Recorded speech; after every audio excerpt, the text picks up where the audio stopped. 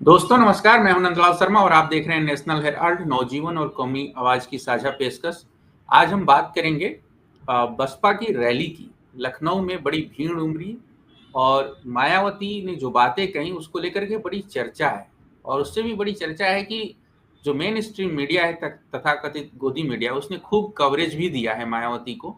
और एक तरीके से ऐसे प्रोजेक्ट करने की कोशिश हो रही है कि मायावती की ये रैली बहुत ही सफल रही। लेकिन क्या सही में ये रैली सफल कही जाएगी? क्या मायावती दलितों को, यूपी के दलितों को, आप याद रखिए कि अमेठी में अभी जिस तरीके से हरिओम वाल्मीकि के साथ घटना जो सामने आई, उनको पीट-पीट के एक तरीके से मार दिया गया। और उसके बाद हरियाणा में एक दलित आईपीएस को जो है सुसाइड करना पड़ रहा है जातिगत उत्पीड़न के चलते। और फिर सीजेआई पर भरी कोर्ट में जूता चला दिया जाता है।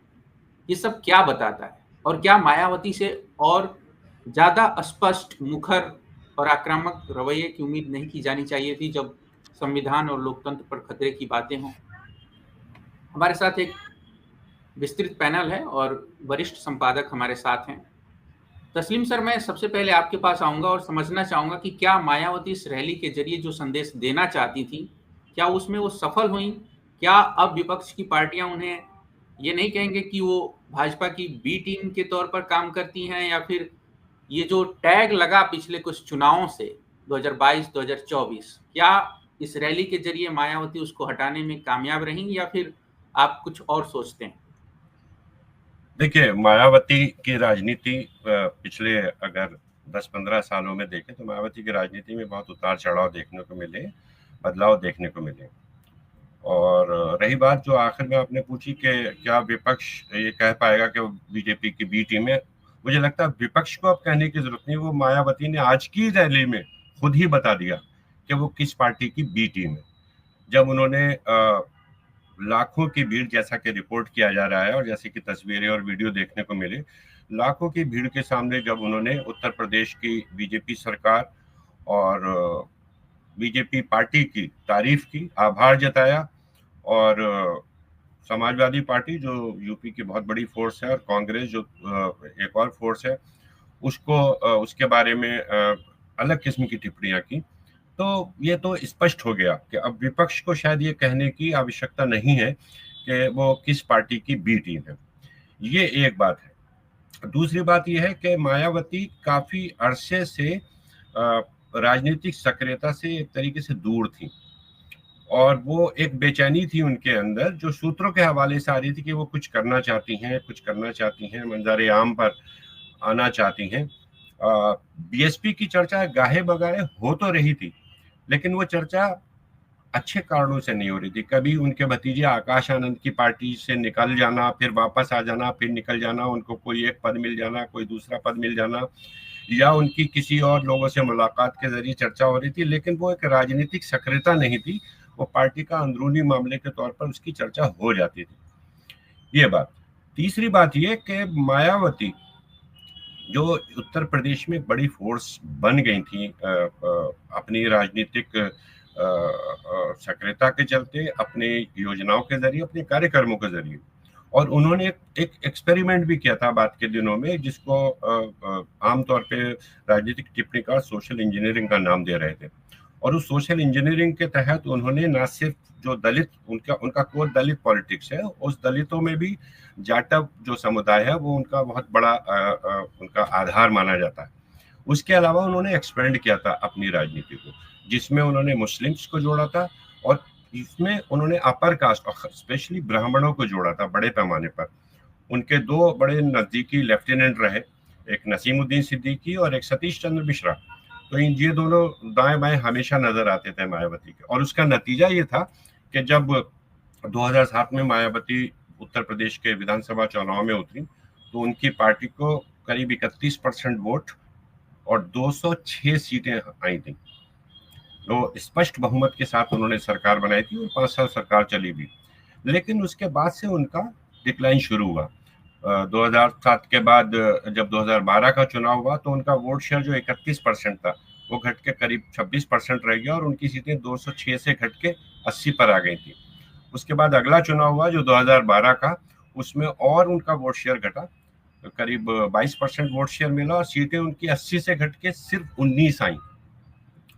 और 2022 का, ये 2017 का आंकड़ा बताओ, और उसके बाद 2022 का यानी पिछला विधानसभा चुनाव जो था उत्तर प्रदेश का, उनको सिर्फ एक विधायक उनका जीत पाया और उनको करीब 12.5% वोट मिले। ये विधानसभा में उनकी पार्टी की परफॉर्मेंस रही। अगर लोकसभा चुनाव की इन्हीं पिछले 4 चुनाव का हम देख ले तो पिछले 4 चुनाव में 2009 में, चूंकि उस समय उनकी सरकार थी वहां पर उत्तर प्रदेश में 2007 से 2012 के बीच में, तो 2009 का जो लोकसभा चुनाव था, बीएसपी के 21 एमपी जीते थे यूपी से, 20 जीते थे यूपी से और एक पंजाब से जीत के आए थे। और 2014 में लेकिन वो तो अलग ही किस्म का चुनाव था जिसमें एक लहर चल रही थी भारतीय जनता पार्टी की। उनका एक भी सांसद नहीं पहुंचा लोकसभा, लेकिन 2019 में उन्होंने वापसी की और उनके 10 सांसद चुने गए लोकसभा में। लेकिन 2024 में फिर उनकी पार्टी का 0 था स्कोर जो था, और मौजूदा लोकसभा में उनकी पार्टी का एक भी सांसद नहीं है। और उनका वोट शेयर जो कभी 33% होता था, उसके कंपैरिजन में देखें तो 2024 के लोकसभा चुनाव में उनका वोट शेयर घट के 9.5% के आसपास रही है। तो ये उनकी पार्टी का सिकुड़ना, संकुचन सब देख रहे थे। उस संकुचन और उस राजनीतिक निष्क्रियता से बाहर निकलने के लिए काफी दिनों से वो प्रयास कर रही थी, और उसका नतीजा था कि कांशीराम के महापरिनिर्वाण दिवस पे, डेथ एनिवर्सरी पे, उन्होंने एक बड़ी रैली का आयोजन किया। और इसमें संदेह नहीं कि बहुत बड़ी संख्या में उनके फॉलोअर्स कहें या जो भी है वो मौजूद थे, पहुंचे वहां पर। और सिर्फ उत्तर प्रदेश के ही नहीं, पड़ोसी राज्यों के, पंजाब से, जैसी खबरें आ रही कि पंजाब से, हरियाणा से, उत्तर प्रदेश से, मध्य प्रदेश से, बिहार से, कई राज्यों के लोग उस रैली में पहुंचे थे। अब ये रैली और इसमें इतनी भारी संख्या में लोगों का उमड़ पड़ना, क्या उनके लिए कोई एक शुभ संकेत लेकर आएगा, इस बारे में कहना अभी थोड़ी सी जल्दबाजी होगी। लेकिन उनका जो भाषण है, भाषण में वो अपने कार्यक्रम को उस तरीके से सामने रख ही नहीं पाई जिस तरीके से मायावती रखती रही हैं या वो जानी जाती हैं, जिसमें उनका स्पष्ट मैसेज होता है। मायावती हमेशा से रैलियों में अपना भाषण पढ़ती रही हैं, देखकर ही पढ़ती रही हैं, वो प्रेस कॉन्फ्रेंस हो तो भी और राजनीतिक रैली हो, चुनावी रैली हो तो भी। यहाँ आज भी वही क्या, लेकिन उसमें कोई ऐसा संदेश नहीं था जिससे उत्तर प्रदेश की दलित पॉलिटिक्स में एक उद्वेलन नजर आए। तो मेरा फिलहाल के लिए आकलन मोटा मोटी उनकी रैली को लेकर यही है। नंदलाल। ठीक सर, हम आएंगे आपके पास दूसरे सवालों को लेकर के। नागेंद्र सर, आप लखनऊ में रहे और आप जानते हैं कि ये जो भीड़ आई है, यही लोग जो है, अगर हम पहली बार के वोटरों को मान लें कि अभी जो 1-2 सालों में हुए होंगे, तो 2024 और 2022 में यही लोग वोटर भी थे और इंडिया गठबंधन को बहुत समर्थन भी मिला उत्तर प्रदेश के लोकसभा सीटों पर जो उसके उम्मीदवार थे। आप इस राजनीति को कैसे देख रहे हैं जो मायावती प्रोजेक्ट करने की कोशिश कर रही हैं? वो छोटी-छोटी पार्टियों जो दलित के नाम पर राजनीति करती हैं, उनका नाम बिना नाम लिए कह रही हैं कि ये स्वार्थी और बिकाऊ लोग हैं। और दूसरी तरफ अखिलेश यादव पर हमलावर हैं, पीडीए पर बार-बार हमला कर रही हैं। तो क्या मायावती को ये डर लग रहा है कि पीडीए काम कर रहा है? और इस रैली के बाद अखिलेश यादव ने जो प्रेस कॉन्फ्रेंस की, उन्होंने इसमें कहा कि 2027 में सपा और इंडिया गठबंधन की सरकार बनेगी। यानी कि अखिलेश अपने आप को अकेले नहीं मान रहे, उनके साथ कांग्रेस भी है और तमाम दूसरी पार्टियां भी हैं। और ये भी कहा जा रहा है दबे छुपे शब्दों में, सोशल मीडिया पर भी ये लोग बात कर रहे हैं, जो यूपी के रिपोर्टर हैं वो लिख रहे हैं कि सत्ता और प्रशासन का जबरदस्त समर्थन था पीछे से इस रैली के आयोजन में। इन सब बातों को ध्यान में रखते हुए मैं चाहूंगा कि आप मायावती ने जो कहा और अखिलेश पर जो हमला किया उसका विश्लेषण करें। नंदलाल जी, पहला तो मेरा सवाल ही इसी बात पर है, मतलब सवाल के जवाब में भी सवाल ही है मेरा, इस रैली का आयोजन हुआ ही क्यों? क्योंकि रैली के आयोजन को लेकर के मैं या हमारे जैसे लोग या हम आप लोग बहुत उत्सुक थे कि मायावती इस रैली में क्या धमाका करने जा रही है और मायावती की रैली का कोई मतलब होता है। लेकिन आज की रैली का कोई मतलब नहीं निकल रहा है। जितने बात तस्लीम साहब बता रहे हैं, जितना बात हम लोगों ने देखी है, जितनी चीजें हम लोगों ने देखी हैं, जो वीडियो देखे हैं, जो फिल्म देखी, भीड़ के अलावा इसका दूसरा पहलू क्या है? मैं इसको इस रूप में देखता हूँ कि जो वो बात आ रही है कि बिना सत्ता का सहयोग के, मुझे एक सवाल का आप खाली जवाब दीजिए, या हम सब अपने आप से ये सवाल का जवाब पूछें कि आज के समय में यूपी में, लखनऊ में कोई रैली बिना सत्ता के सहयोग से संभव है क्या? क्या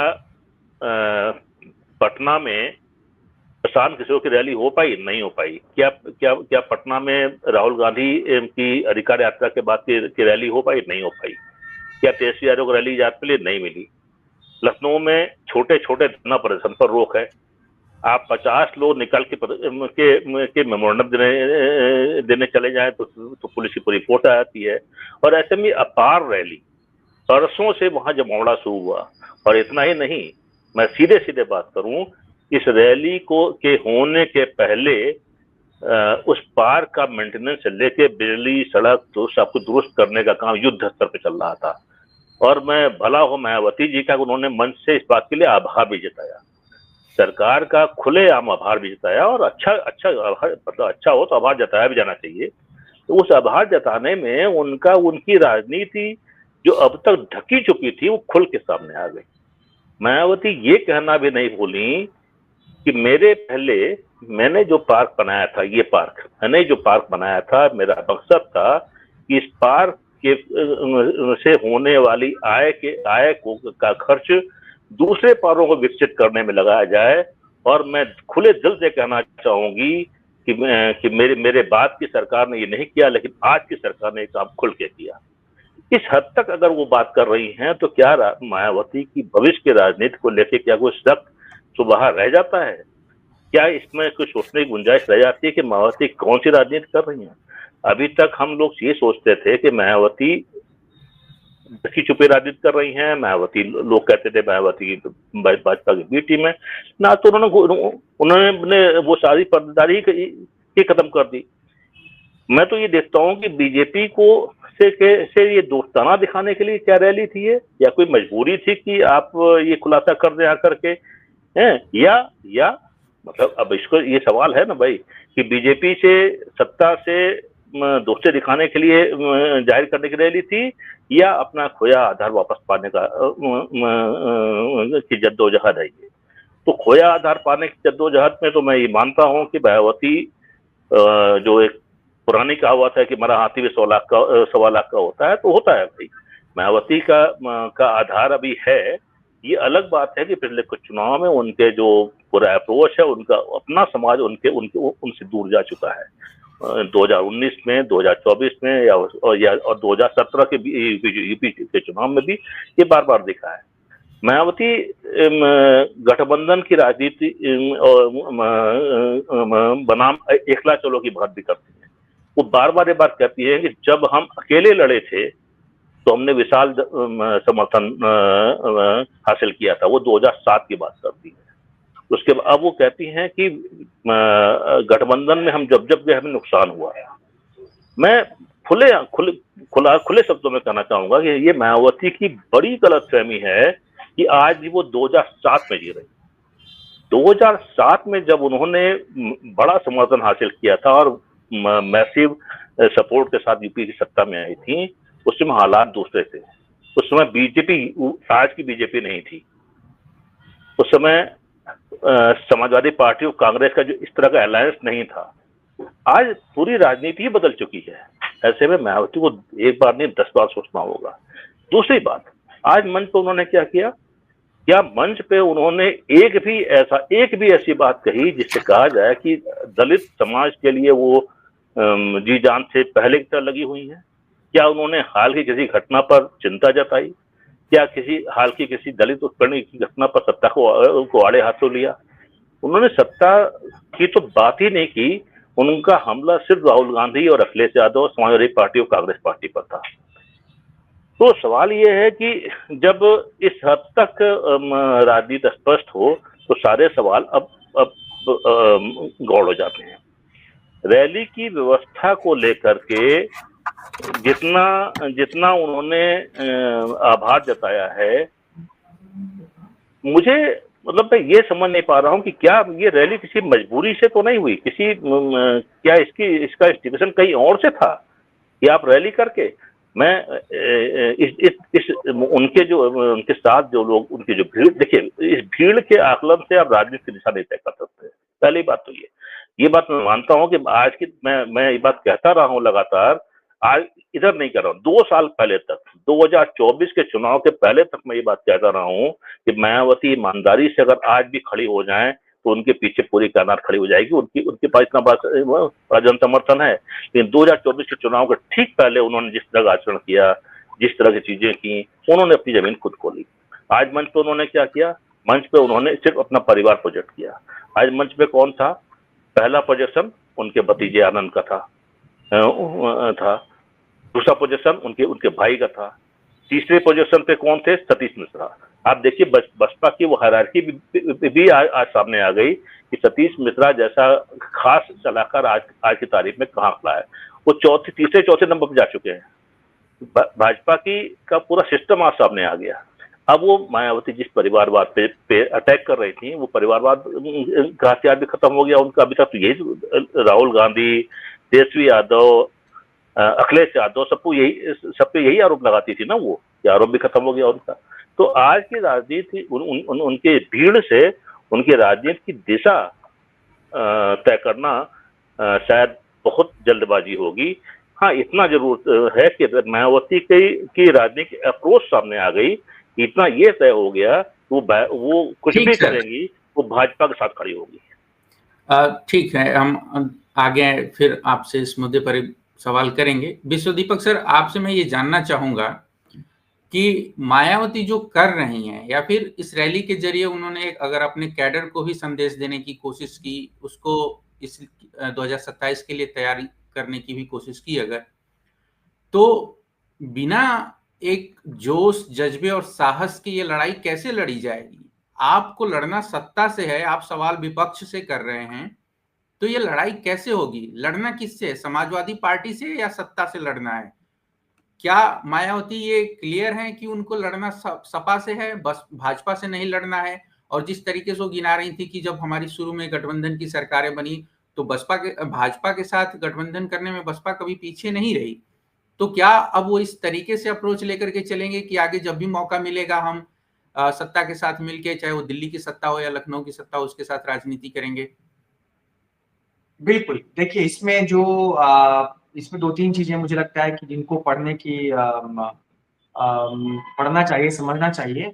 मेरे हिसाब से इसमें ये है कि 2-3 मायावती जो है, देखिए वो क्रेडिबिलिटी और रिलेवेंस, प्रासंगिकता और विश्वसनीयता के संकट से गुजर रही है वो। मायावती के पॉलिटिकल करियर का मेरे ख्याल से संभवतः ये सबसे बुरा दौर है। जब उनकी विश्वसनीयता, जब उनके पास सीटें पहले नहीं हुआ करती थी, बीएसपी के पास, उनके पास एमएलएज नहीं थे, एमपीज नहीं थे, लेकिन उनकी विश्वसनीयता बहुत ज्यादा थी। लेकिन आज उनके पास उनकी जो विश्वसनीयता है, क्रेडिबिलिटी है दलित पॉलिटिक्स में, वो लगभग 0 हो चुकी है। एक समस्या उनकी ये है। दूसरी समस्या ये है कि उनकी प्रासंगिकता, जो दलित पॉलिटिक्स के ही अगर हम फ्रेम में इसको देखें आप, तो दलित पॉलिटिक्स में भी ऐसे बहुत सारे छोटे-छोटे दल उभर रहे हैं। चलिए नाम लेने की, इसमें ना लेने की कोई वजह नहीं है।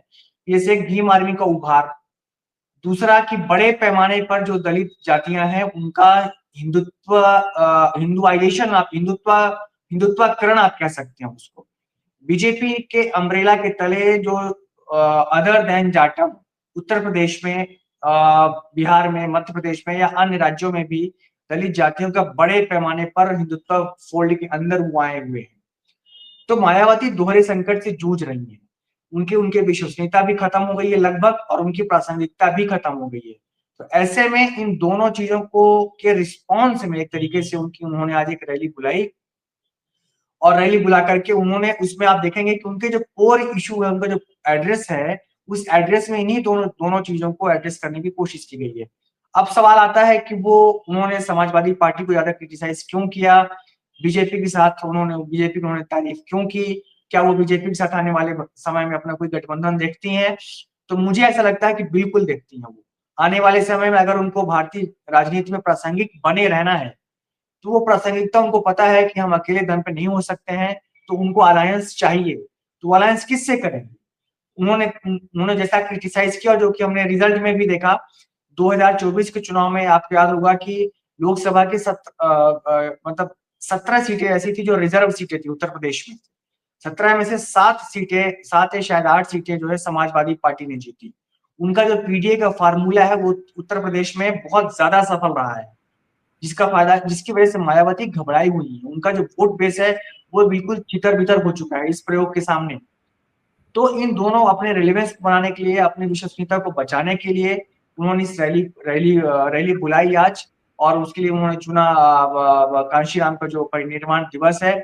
और कांशीराम जो उनके गुरु भी थे, और मेरे हिसाब से वो, अगर आप कहें, मतलब अगर आप मेरी व्यक्तिगत राय है ये, इससे आप असहमत भी हो सकते हैं, कि मैं उनको बाबा साहब अम्बेडकर से भी ज्यादा सफल दलित नेता मानता हूँ। वो भारतीय राजनीति में पोस्ट इंडिपेंडेंस आजादी के बाद के सबसे बड़े, प्रभावी और सफल दलित नेता हैं कांशीराम जी। तो उनकी लेगेसी को पे एक तरीके से अपना अधिकार भी दिखाने के लिए आज का दिन उन्होंने चुना, और उनके 2 मकसद यही हैं, अपने प्रासंगिकता को बनाना। इस प्रासंगिकता को बनाए रखने के लिए उनको किसी न किसी से अलायंस करना पड़ेगा, और मुझे लगता है कि उनके लिए ज्यादा नेचुरली वो ऐसा फील करती हैं, ऐसा उनको लगता है कि उनके लिए ज्यादा बेहतर सौदा होगा कि अगर वो भारतीय जनता पार्टी के साथ अलायंस करें। तो आने वाले दिनों में हो सकता है आपको कि 27 के चुनाव में, ये हो सकता है केंद्र में आपको इस समझ की कुछ आपको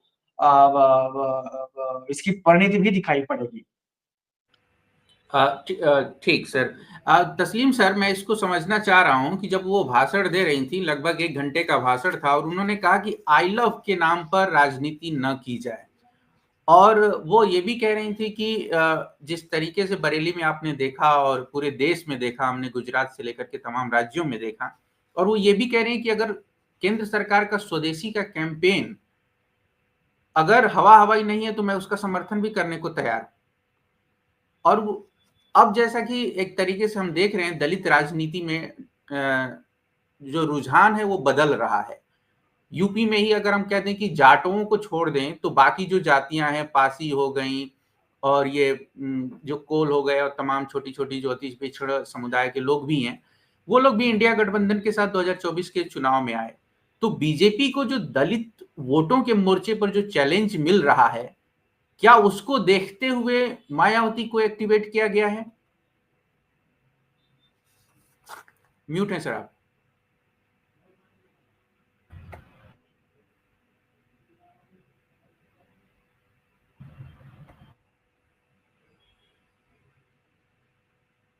एकदम स्पष्ट हो गई है। मायावती के भाषण का जिक्र कर रहे थे आप। मायावती के भाषण से पहले मैं मंच की पर आना चाहता हूँ। अभी तक ये होता था, मायावती की रैली होती थी तो एक कुर्सी लगती थी मायावती के लिए, जिसका जिक्र अभी नागेंद्र जी भी कर रहे थे। लेकिन इस बार मंच पर एक प्रदर्शन भी था, और मंच पर कुर्सी एक ही थी लेकिन बाकी सोफे लगे थे। उन सोफे पर एक तरफ उनका परिवार बैठा था, यानी उनके भाई आनंद बैठे थे, उनका भतीजा आकाश आनंद बैठा था, फिर उसके बाद सतीश चंद्र मिश्र थे। लेकिन उसी मंच पर 3 मुस्लिम चेहरे भी थे, मुनकाद अली, नौशाद अली और शमसुद्दीन। ये इनकी बहुत बड़ी एक राजनीतिक पहचान नहीं है, लेकिन वो बीएसपी में रहते हुए काम करते हैं ये तीनों लोग।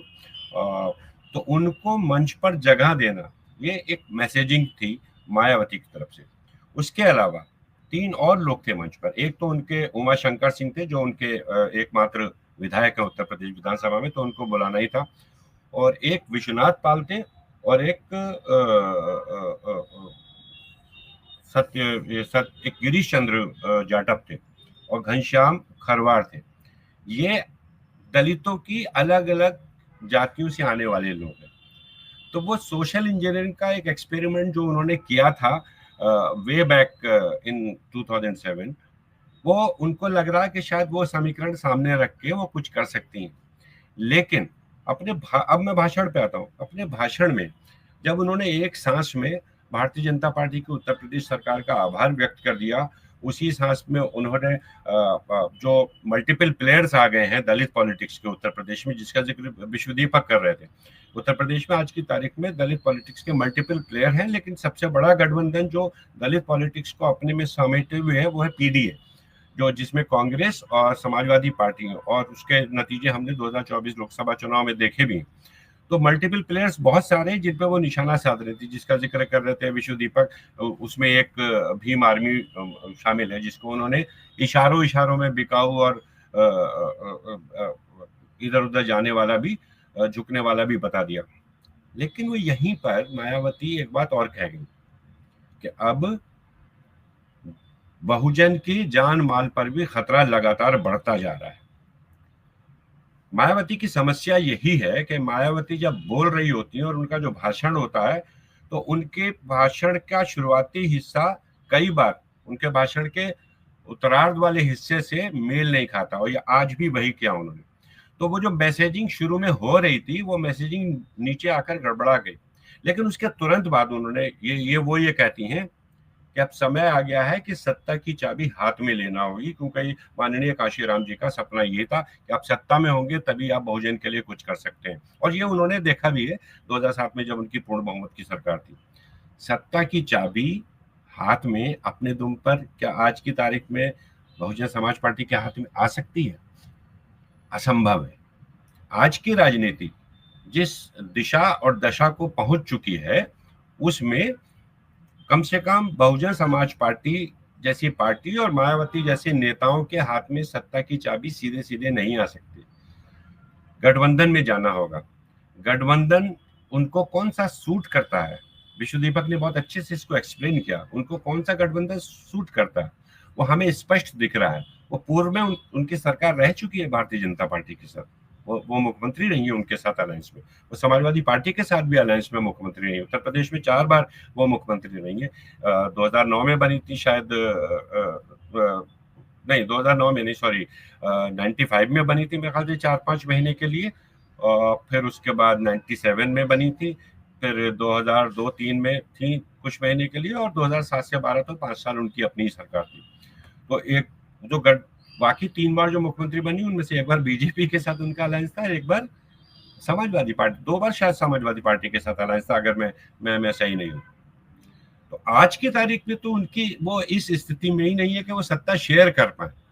हाँ, वो ये कर सकती है कि अगर 2027 के उत्तर प्रदेश विधानसभा चुनाव में उनकी पार्टी मैनेज कर लेती है 20-25 सीटें जीतना, तो वो जो भी सत्ताधारी पार्टी होगी उत्तर प्रदेश की उस समय जो जीत कर आएगी, जिसके पास बहुमत होगा, वो कोई एक पार्टी हो सकती है, वो कोई एक गठबंधन हो सकता है, वो उसके साथ जुड़ने की कोशिश करेंगी, क्योंकि उन्होंने ये इशारा कर दिया कि सत्ता में रहना जरूरी है। तो उनकी पॉलिटिक्स अभी स्पष्ट नहीं है, अभी उलझी हुई है। अभी वो उस क्राइसिस से गुजर रही हैं जहां पर मल्टीपल प्लेयर उनका कोर वोट बैंक को अपनी तरफ खींच रहे हैं लगातार, जिसमें पीडीए बहुत बड़ा जो पिछड़ा दलित आदिवासी का जो कंबाइन है उत्तर प्रदेश में, अखिलेश यादव ने जो पीडीए नारा दिया है, जो कांग्रेस के साथ अलायंस है उनका, वो उससे उनको सबसे बड़ा खतरा है। इसीलिए आज वो यहाँ पर अपनी राजनीति को यहाँ लेकर के शोकेस करने के लिए मौजूद हुई है, और उन्होंने ये मौका ढूंढा कि ठीक है, काशीराम जी का। एक चीज और है, मैं इस बात से तो सहमत नहीं हूँ विश्वदीपक की कि अंबेडकर से बड़े दलित नेता थे काशीराम जी, लेकिन जिसमें कोई शक नहीं, काशीराम जी ने दलित पॉलिटिक्स में कई किस्म के प्रयोग किए, और वो उन्होंने दलितों के उत्थान के लिए बहुत ज्यादा काम किया। लेकिन क्या काशीराम की राजनीति को उनकी जो वारिस हैं मायावती, जो स्वयंभू है और कह भी सकते हैं भी हस्तियत में भी, क्या वो उसको संभाल पाई? काशीराम जी एक बड़ा कैनवास था उनका, वो एक बड़ी तस्वीर देखते थे सॉरी। वो पंजाब में भी, काशीराम जी के समय में पंजाब में भी बीएसपी मौजूद थी, हरियाणा में बीएसपी मौजूद थी, मध्य प्रदेश में मौजूद थी, बिहार में मौजूद थी। बीएसपी अभी भी चुनाव तो लड़ती है लेकिन जीतती नहीं है। पहले वहां भी सांसद जीता है पंजाब से, हरियाणा मध्य प्रदेश से सांसद जीता है बीएसपी का, यूपी तो भाई। लेकिन मायावती ने काशीराम की राजनीति को पूरी तरह उत्तर प्रदेश में लाके सिमेट दिया, और उत्तर प्रदेश में लाने के बाद जब वो पूर्ण रूप से सत्ता उनके हाथ में आई, तो उन्होंने उस वक्त जो बहुजन हिताय और बहुजन सर्वजन हिताय सर्वजन सुखाय का जो नारा दिया था, वो सर्वजन की परिभाषा को उन्होंने इतना ऐसा कर दिया कि कई किस्म के उनके आरोप लगने लगे। उन्होंने बेशुमार पार्कों के निर्माण किए, ये सारी चीजें की, लेकिन क्या बहुजन के लिए वो सही मानों में काम कर पाई, ये बड़ा सवाल है। और इस सवाल की चर्चा जब दलित समुदाय में शुरू हुई, उनके कोर वर्ल्ड बैंक में शुरू हुई, तो उनका आधार खुद ब खुद कम होता चला गया।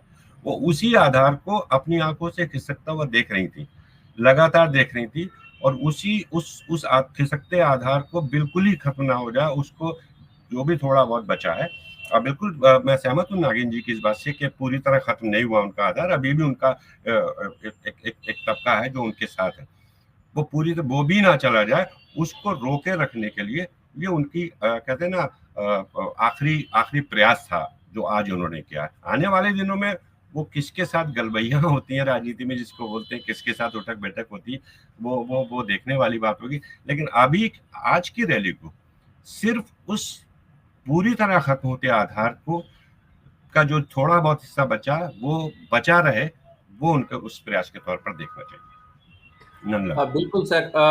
नागिन सर, मैं आपके पास आऊंगा। मुझे लगा कि मायावती जब मंच पर थी और जब बोल रही थी, तो कॉन्शियसनेस में उनके कहीं ना कहीं डर था, और डर इस बात का था कि अगर हम भाजपा के खिलाफ गए तो हमें मुश्किल होगी राजनीति करने में। हालांकि वो राजनीति करने के लिए ही आज बाहर निकली थी, और वो ये भी कह रही हैं कि 2027 में अपनी सरकार बनाइए, लेकिन सत्ता में तो अभी भाजपा है। तो जो अभी हम बात कर रहे हैं कि क्या वो गठबंधन करेंगी नहीं करेंगी, लेकिन मेरा ये कहना है कि जब आकाश आनंद ने भाजपा के खिलाफ यूपी में भाषण दिया लोकसभा चुनाव के दौरान, तो उनको ऐसे घोषित कर दिया कि अभी लड़के हैं, इनको कुछ समझ में नहीं है, आता है राजनीति का भी बहुत कुछ सीखना समझना है, और उनको साइड में बिठा दिया गया कि आप शांति से थोड़ा सा अभी हमारे मार्गदर्शन में सीखिए। आज उन्होंने कहा कि मेरे मार्गदर्शन में सीख रहे हैं।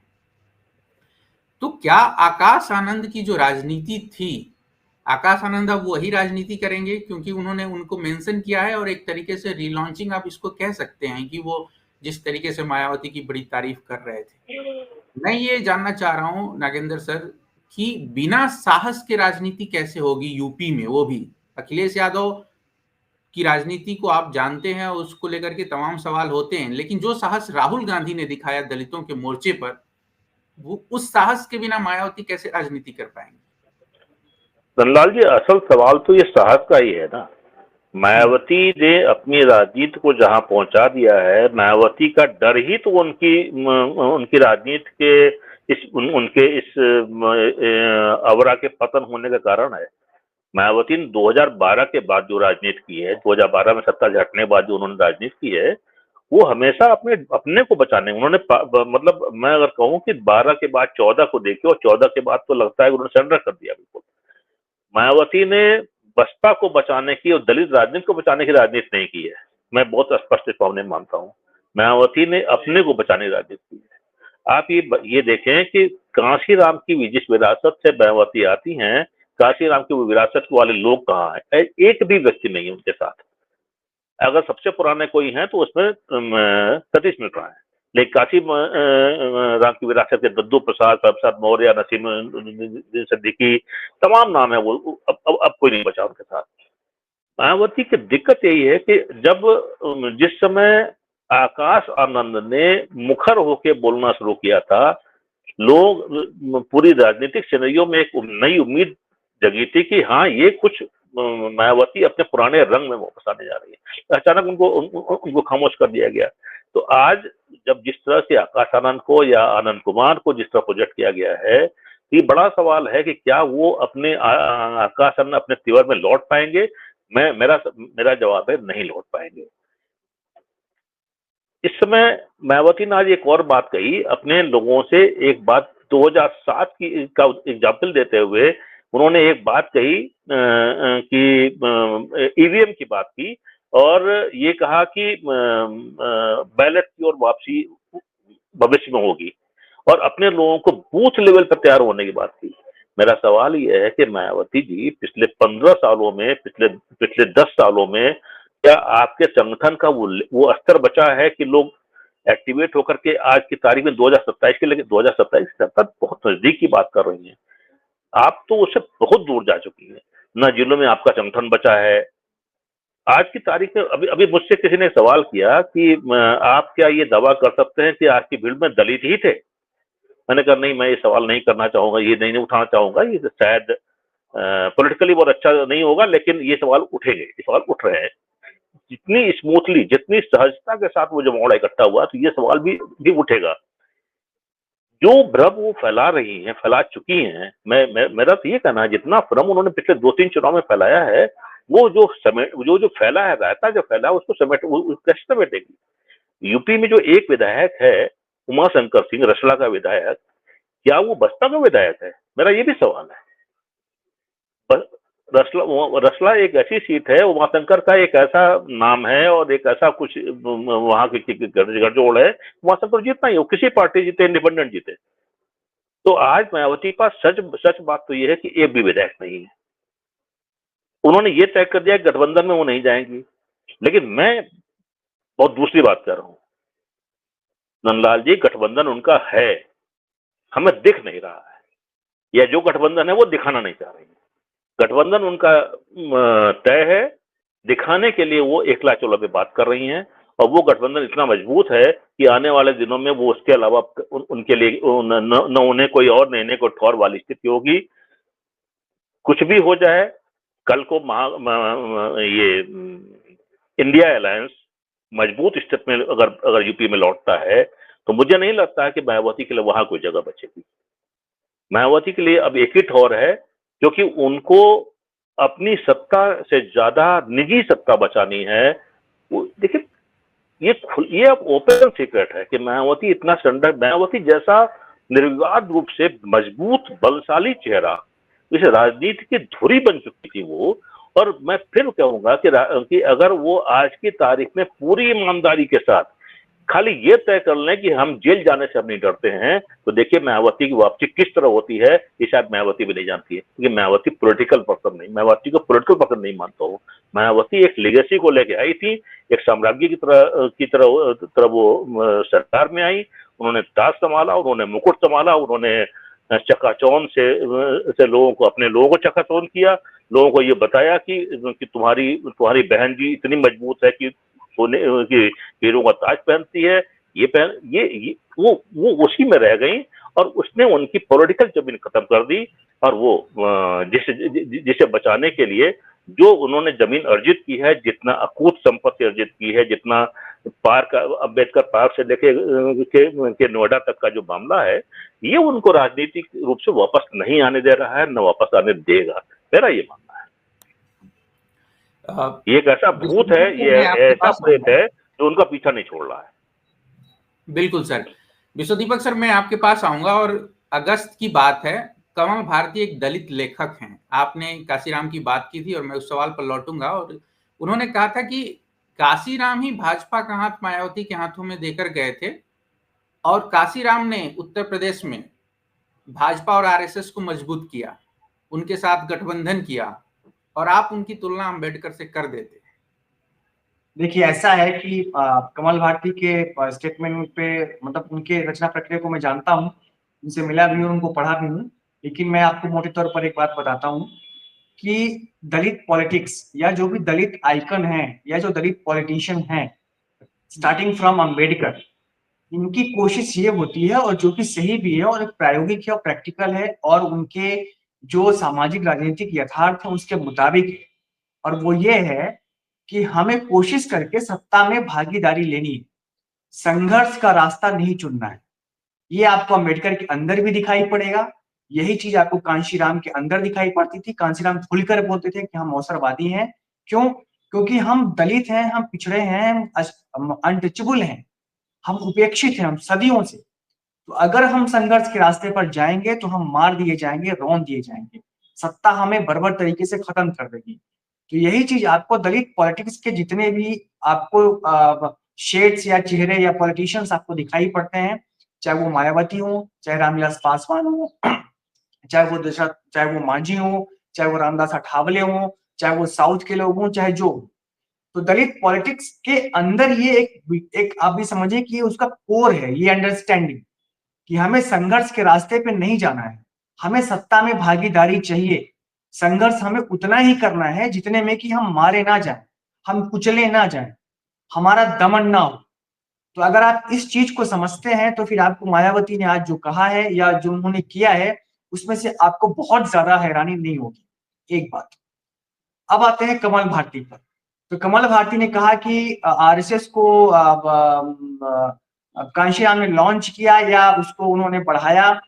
इससे यही समझ में आता है कि संभवतः उनको जो कि वो स्थापित लेखक है, तो मैं और कोई ज्यादा नहीं कहना चाहूंगा, पर उनको ये समझना चाहिए या ये किसी को भी समझ में आना चाहिए ये बात कि आरएसएस की जो निर्माण प्रक्रिया है या समाज में जो उसका विस्तार है वो केवल उत्तर प्रदेश में नहीं हुआ है, वो मध्य प्रदेश, बिहार, राजस्थान, झारखंड, इवन केरला में आज तक भारतीय जनता पार्टी सरकार में नहीं है, लेकिन संघ की सबसे ज्यादा शाखाएं केरल में लगती हैं।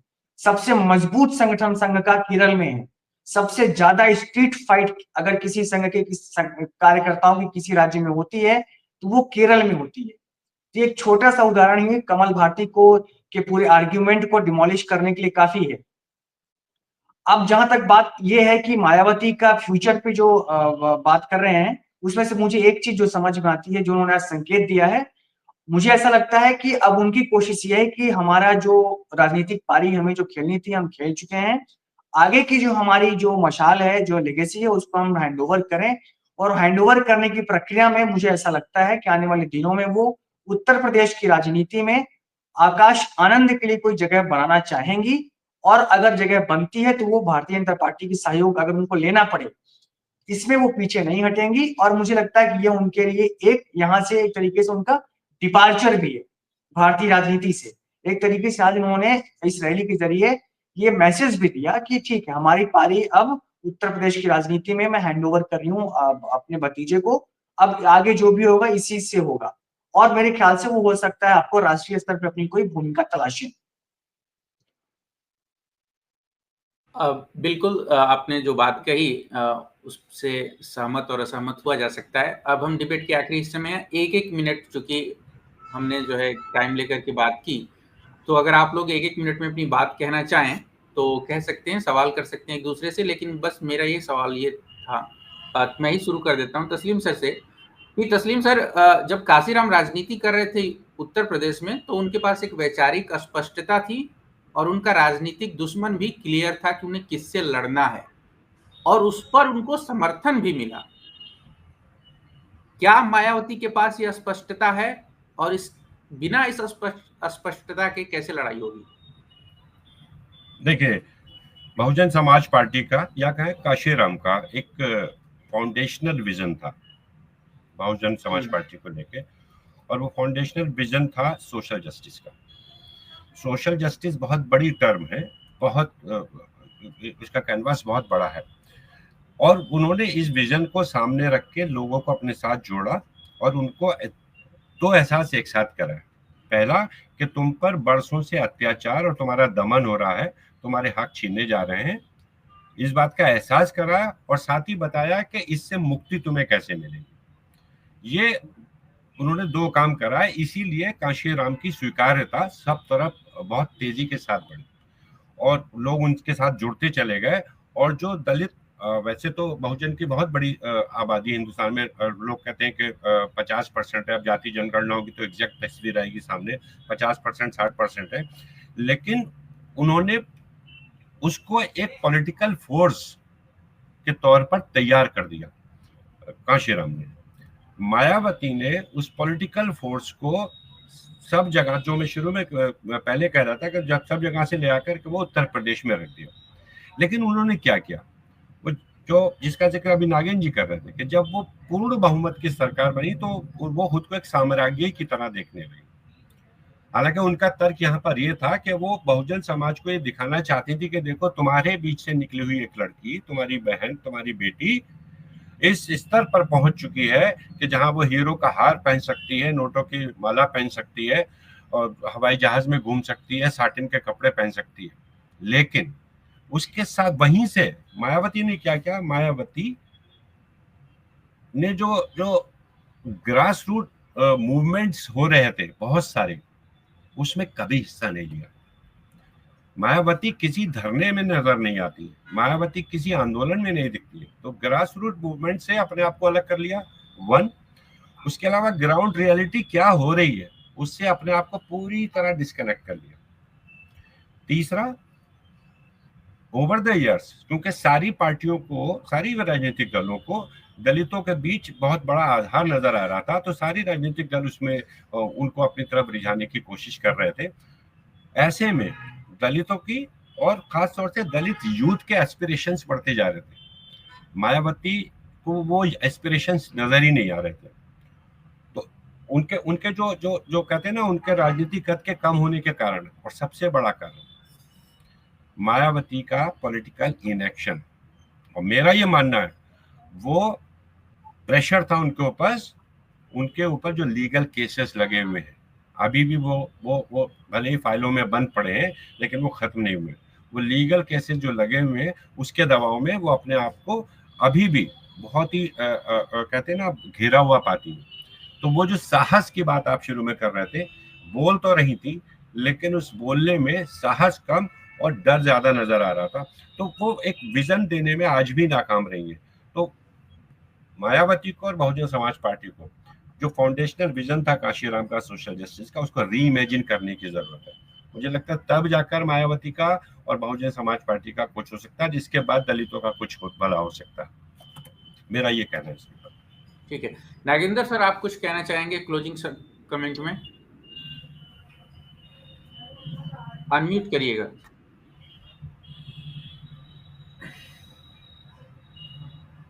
मायावती की दिक्कत ही ये है कि मायावती के पास जमीन तो विशाल है कि वो जमीन की नेता कभी नहीं रही। उस जमीन की जिस तरह खेती करनी चाहिए थी, जो वो जमीन आगे तक उनको ले जाती, वो उन्होंने कभी की नहीं। 5 साल की सत्ता को 2012 से 17 वाली, 2005 से 2012 के पहले वाली सत्ता को, जो उनकी अंतिम मजबूत सत्ता थी, उसको आप छोड़ दीजिए। मायावती का एसेट क्या था? मायावती का एसेट यही था ना कि वो व्यवस्था से टकराती थी। उनका मतलब, उनका समाज देखता था कि ये एक ऐसी नेता है जो व्यवस्था से टकराती है, यानी कि सिस्टम को लतिया देती है बिल्कुल हमारे लिए, हमारे हितों के लिए। लेकिन उसके बाद क्या हुआ? वो उसी सिस्टम का शिकार हुई और वो इस हद तक आगे चली गई। उनका जो साम्राज्ञी होने का एहसास था, उनका बलशाली होने का एहसास था। उन्होंने एक मीटिंग में ही कहा था कि जानते हो तुम्हारी नेता क्या कर सकती है, तुम्हारी नेता ये कर सकती है, जो बहुत कुछ कहा था, जो कोटेबल में नहीं, ये भी कहा था। तो मायावती को वो दम ही उनको नुकसान पहुंचाया गया और मायावती कभी जमीन की नेता नहीं बन पाई। आपने किसी सबसे यूपी के सबसे कमजोर मुख्यमंत्री, मैं यूपी की बात खाली करूं, यूपी के सबसे कमजोर मुख्यमंत्री का नाम ले लिए, राम प्रकाश गुप्ता का नाम।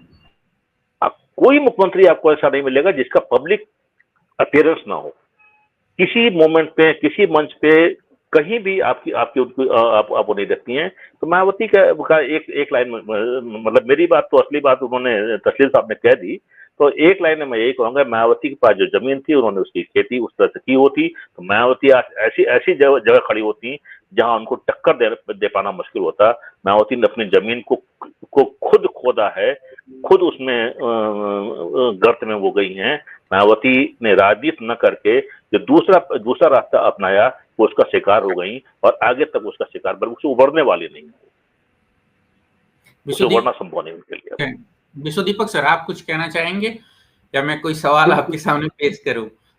नहीं, मुझे कंक्लूडिंग रिमार्क के तौर पे यही कहना है जो तस्लीम साहब ने कहा और जो नागेंद्र जी ने कहा, उसी बात को आगे बढ़ाते हुए अगर मैं जो मायावती को आज ये रैली करनी पड़ रही है और अपनी वो विश्वसनीयता और प्रासंगिकता के जो जिस संकट से, अभूतपूर्व संकट से गुजर रही है, उसकी वजह यही है कि उन्होंने अपनी पार्टी में कोई दूसरी श्रेणी का कोई नेता ही तैयार नहीं किया, कोई सेकंड लीडरशिप को डेवलप ही नहीं होने दिया। सिर्फ और सिर्फ मायावती ही रही, जहां रही सत्ता में वही रही, पोस्टर्स में वही रही, नारों में वही रही, लोगों के ख्यालों में, ख्वाबों में, दलितों के बीच में वो बनी रहने की उन्होंने कोशिश की। ऐसे में क्या होता है कि जब आप किसी संगठन को चोक कर देते हैं तो उसमें फ्रेश ब्लड नहीं आता। तो संभवतः जो नागिन जी जो कह रहे हैं उसको थोड़ा सा अगर हम और एक्सप्लेन करें, तो वो बीएसपी की और मायावती की प्रॉब्लम यही है कि उसमें से कोई संगठन का विकास नहीं हुआ और कोई दूसरी श्रेणी के, तीसरी श्रेणी के, चौथी श्रेणी की कोई लीडरशिप तैयार नहीं हुई। लेकिन ये एक बड़ी इंपॉर्टेंट बात है जिसको कि हो सकता है वो आगे चल करके एड्रेस करने की कोशिश कर रही हैं आनंद के प्रोजेक्शन के जरिए। लेकिन मेरा सिर्फ ये कहना है, और मैं मुझे ऐसा लगता है कि जब हम दलित पॉलिटिक्स की बात करते हैं तो मायावती इस देश की दलित पॉलिटिक्स का एक हिस्सा है, केवल एक हिस्सा है। ऐसा नहीं कि वो एंटायरली दलित पॉलिटिक्स को रिप्रेजेंट करती हैं। ये बात सही है, उत्तर प्रदेश जो देश का सबसे बड़ा राज्य है उसकी वो बड़ी प्रमुख प्लेयर है। लेकिन हमें लगता है कि इस देश में जो दलित पॉलिटिक्स है, अगर आप उसको नेशनली देखेंगे तो मायावती उसका एक छोटा सा हिस्सा बस है, एक बात। और दूसरी बात मुझे लगता है कि जब भी हम दलित पॉलिटिक्स के बारे में बात करते हैं तो मुझे लगता है कि हमारा जो देखने का नजरिया है वो बहुत ही पुराना है, 20-30 साल पुराना है। जो जो चीजें हमने पढ़ी है किताबों में या जो हमने सुनी है, हम संभवतः उसी नजरिए से बात करते हैं। जबकि मुझे लगता है कि इन 20-30 सालों में राजनीति क्या, राजनीति कोई एक रुका हुआ नाला नहीं है, वो बिल्कुल बहता हुआ दरिया है। साइंस है, वो साइंस भी है लेकिन बहुत ही मजेदार चीज है। तो पिछले 20-30 सालों में जो दलित पॉलिटिक्स की जो उस नदी में बहुत सारा पानी बह गया है, बहुत बदलाव हो गया है। दलितों के अंदर भी हुआ है, उनके संगठनों में भी हुआ है, अन्य जो प्लेयर्स हैं उनके अंदर भी हुआ है, दोनों के जो अंतर संबंध है उसमें भी हुआ है। तो मुझे लगता है कि थोड़ा सा दलित पॉलिटिक्स को भी नए तरीके से, नए नजरिए से देखे जाने की जरूरत है। बिल्कुल सर, आपने एकदम सही कहा, क्योंकि जब हम जिस कैरेक्टर पर, हाँ सर आप बोल लीजिए पहले। मैं दीपक की बात में बोलना चाहता हूँ कि मायावती ने कोई उनके बाद कौन होगा, ये बात एक और पार्टी के ऊपर भी लागू होती है, उसकी चर्चा फिर किसी और दिन करेंगे। बिल्कुल बिल्कुल सर। एक्चुअली जब हम दलित पॉलिटिक्स की बात करते हैं तो उसमें जो बड़े चेहरे आ जाते हैं, और जब उनकी राजनीति की बात होती है तो ये देखना पड़ता है कि वो कहाँ अटके हुए हैं, किस नाले में फंसे हुए हैं। और अगर आप प्रगतिशील राजनीति की बात करेंगे और समाज को आगे ले जाने की बात करेंगे तो उसमें बहुत कम लोग आते हैं। और अभी जो लोग सत्ता में बैठे हुए हैं उनकी राजनीति की बात करें तो शायद हम मध्ययुगीन कालों में चले जाएंगे। तो आज की बहस बहुत ही अच्छी रही और काफ़ी धारदार विचार हमारे वरिष्ठ संपादकों ने जनता के सामने रखे, अपने दर्शकों के सामने रखे, और उम्मीद करते हैं कि ये वीडियो आपको बहुत पसंद आएगा। इसे ज़्यादा से ज़्यादा शेयर करिए, लोगों तक पहुंचाइए। आपका सपोर्ट हमारे लिए बहुत मायने रखता है। आप सबका शुक्रिया सर, थैंक यू।